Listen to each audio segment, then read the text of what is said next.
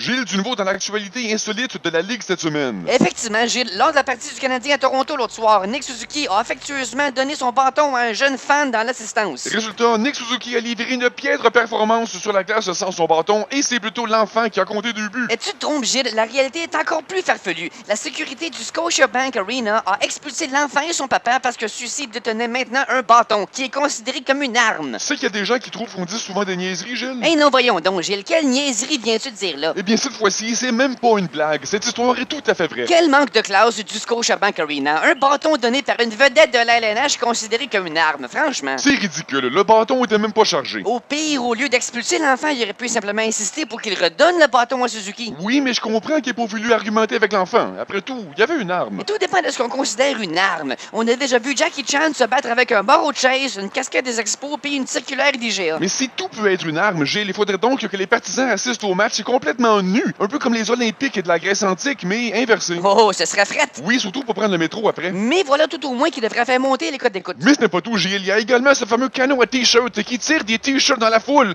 Un canon, voilà, qui est sans équivoque une arme. Devrait-on le bannir? Hey, quand même, Gilles, ça demeure juste des t-shirts. Dans la plupart des villes, oui, mais à Buffalo, sais-tu ce que tire le canon des sabres? Dis-moi, Gilles, que penses-tu du 6e joueur dans nos vidéos? Eh bien, Gilles, le 6e joueur ne contribue pas directement à la production, mais c'est son boulot de s'abonner et de donner des likes. Et regarde comme il s'acquitte bien de sa tâche. Effectivement, Gilles, ce 6e joueur a tout un atout dans cette grande équipe de YouTube.